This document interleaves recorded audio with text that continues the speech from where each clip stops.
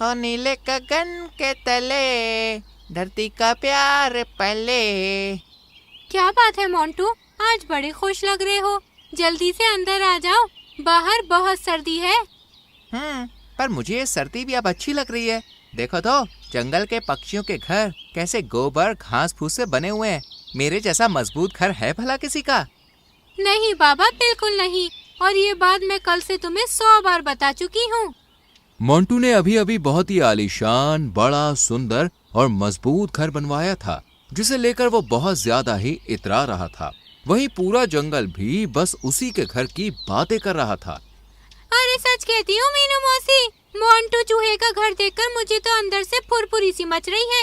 मन कर रहा है बस एक बार अंदर से देख आऊं। बाहर से तो बड़ा आलीशान नजर आ रहा है। सच कहा लाडो, पर मुझे नहीं लगता मोंटू हम में से किसी को अंदर जाने भी देगा। क्यों भला? क्योंकि जब से उसका घर बना है तब से वो बड़ा इतरा रहा है। आज सुबह मैं जब उसके घर के पास से गुजर रही थी। अरे रानू, कहाँ जा रही है, वो भी इतनी सुबह? कुछ नहीं मोंटू, ठंड के मारे बल्लू जी की तबीयत कुछ ठीक नहीं है, तो बस ये जड़ी बूटियां लेने गई थी और साथ में थोड़ा खाना भी ले आई। छे, तुम सबको रोज रोज खाना लाना पड़ता है। अरे मेरा घर तो इतना बड़ा है कि साल भर का खाना स्टोर कर सकते हैं, पर तुम्हारी ऐसी औकात कहाँ। चलो ठीक है, मैं तो जा रहा हूँ भाई अपने आलीशान घर में। लो बताओ, पहले तो कभी मोंटू ऐसा न था। सब अमीरी की माया है लाडो। इतने में वहाँ कालू और भूरी आते हैं। हो, कितनी सर्दी है मीनू मौसी, जरा इस आग को तेज कर लो। एक दो और लकड़ियाँ डालो। वैसे क्या बातें चल रही थी और हमें देखते ही तुम सब चुप क्यों हो गए? नहीं नहीं, ऐसी कोई बात नहीं है। हम तो बस मोंटू चूहे के घर की बातें कर रहे थे। बहुत आलीशान बना लिया है। अरे छोड़ो उसके घर को और मेरी बात तो सुनो। मैं और कालू जी मौसम विभाग से पता करके आए हैं। आने वाले 3 दिनों तक जंगल में भारी बारिश होने वाली है, इसलिए अपने अपने घोंसलों को पक्का कर लो। कहीं ऐसा ना हो कि ये बारिश आखिरी बारिश बन जाए। हे भगवान, एक तो कड़ाके की सर्दी, ऊपर से इस मौसम में बारिश। ना जाने कुदरत क्या चाह रही है। मेरा घर तो वैसे ही कमजोर है और इस सर्दी में इसकी मरम्मत करने का बिल्कुल भी मन नहीं है। मेरा भी, पर बारिश आने वाली है तो मरम्मत करनी पड़ेगी ना मीनू मौसी, इसलिए मैं तो जा रही हूँ। मैं भी। यूं ही एक एक करके सब अपने अपने घर चले जाते हैं। दूसरी तरफ भूरी और कालू भी घर जा ही रहे होते हैं कि उन्हें रास्ते में मोंटू का घर नजर आता है। भूरी, मैं क्या सोच रहा हूँ कि ये मौसम विभाग की चेतावनी मोंटू के घर भी देते हुए चलते हैं। अरे भला उसे चेतावनी की क्या जरूरत, उसका घर तो वैसे ही बच जाएगा। नहीं नहीं, फिर भी बता देना जरूरी है, इसी बहाने उसका घर भी देख लेंगे।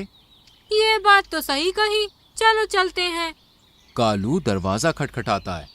अरे कौन है? आ रही हूँ। अब क्या दरवाजा तोड़ ही डालोगी? बड़ा घर देखा नहीं कि चले आए। कौन है भाई?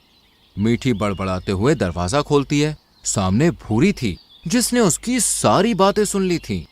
पहली बात तो ये है मोहतरमा कि हम मुंह उठाकर नहीं आए हैं, तुम्हारे भले के लिए आए हैं। ये तो कालू जी ने कहा, वरना मुझे तुम्हारा भला करने की जरूरत भी नहीं है। तुम मेरा भला क्या ही करोगी? जाकर पहले अपना भला करो। देखा भी है इतना बड़ा घर कभी? नहीं, नहीं देखा और देखना भी नहीं है। और अगर मेरी बद्दुआ लग गई ना तो तुम्हारा ये घर बारिश में कागज की नाव की तरह बह जाएगा। अरे अरे, कितनी कड़वी जुबान है तुम्हारी। इतने में मोंटू और कालू बीच बचाव करते हैं। जंगल के बाकी पक्षी भी इकट्ठा हो जाते हैं।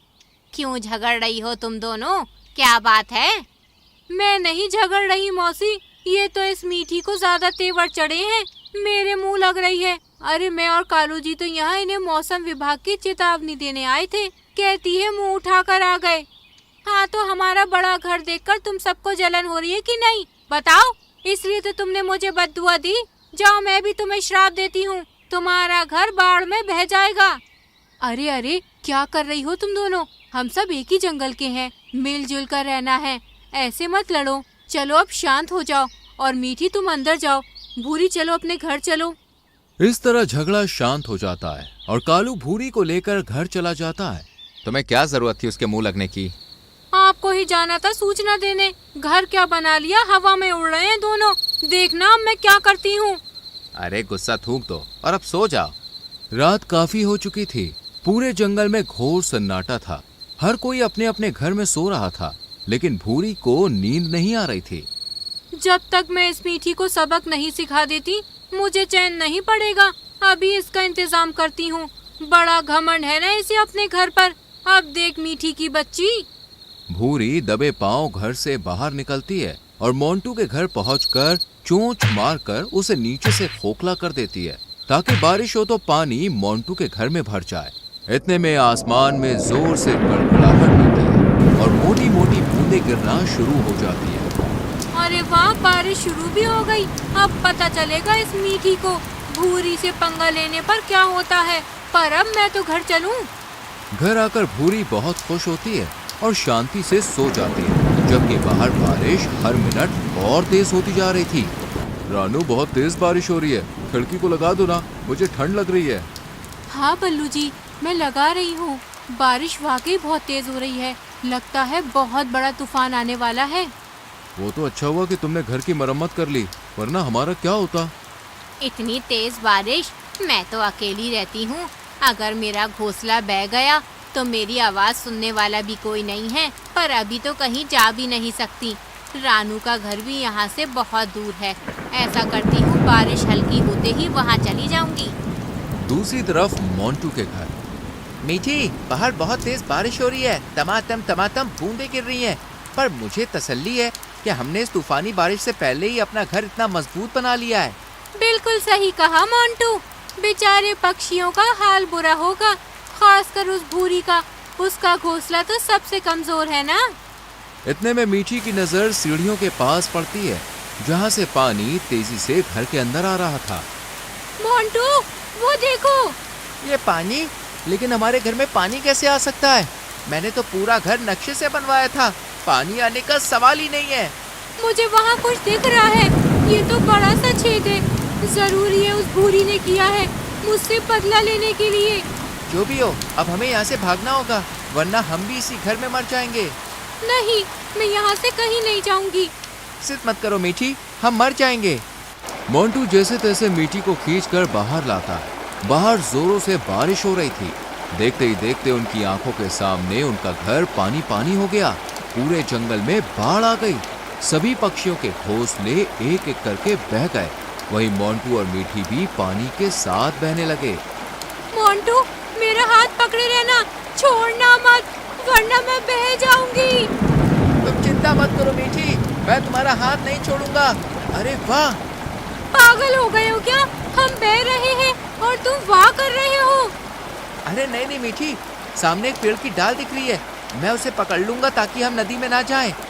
मोंटू उस पेड़ की डाल को पकड़कर मदद के लिए चिल्लाने लगता। दूसरी तरफ मीनू मौसी, मेरा भी घोंसला डूब गया। लेकिन रानू कहाँ है? बल्लू जी, रानू कहाँ है? वो ठीक तो है ना? हाँ लाडू, सब ठीक है। रानू एक सुरक्षित स्थान ढूंढने गई है। हर मुसीबत में वही तो हमें बचाती है। बड़ी बहादुर है हमारी रानू। पर मुझे तो बहुत चिंता हो रही है उसकी। एक तो ये तेज हवाएं, ऊपर से बारिश। इतने में रानू आती है। मीनू मौसी, लाडो, कालू भैया, सभी जल्दी से चलो मेरे साथ। मैंने हम सबके रहने के लिए सुरक्षित ठिकाना ढूंढ लिया है। बल्लू जी आइए, मैं आपको उड़ने में मदद करती हूँ। रानू के इशारे पर सभी पक्षी उसके पीछे चल पड़ते हैं कि तभी उन्हें मोंटू की आवाज सुनाई देती है। बचाओ, कोई सुन रहा है तो हमें बचाओ। मैं और मीठी यहाँ फंस गए हैं। आप लोगों ने मोंटू की आवाज सुनी क्या? लगता है मेरा काम हो गया। पर अब रानू को वहाँ जाने से रोकना होगा, नहीं तो हमें तो कोई आवाज नहीं सुनाई दी। अरे क्या सुनाई नहीं दी? रानू सही कह रही है, ये आवाज मोंटू की ही है। चलो चलकर देखते हैं, कहीं मोंटू और मीठी किसी मुसीबत में तो नहीं। भूरी के रोकने पर भी सभी पक्षी मोंटू के घर के पास आ जाते हैं, जो पानी से लबालब भर चुका था और कई जगह से टूट भी चुका था। हे भगवान, घर यहाँ है पर मोंटू और मीठी नहीं। कहाँ गई ये दोनों? मोंटू, तुम कहाँ हो? मीठी, मोंटू कहाँ हो? हम यहाँ हैं मीनू मौसी, इधर नीचे इस पेड़ के पास। हाँ, यहाँ। मीनू और रानू वहाँ पहुँचती हैं। मोंटू भैया, आप मेरे पैर पकड़ लो, और मीठी, तुम मीनू मौसी के पैर पकड़ लो। हम तुम्हें बचा लेंगे। रानू और मीनू मौसी मोंटू और मीठी को भी अपने साथ ले लेते हैं और एक खोखले पेड़ में सभी पक्षी शरण लेते हैं।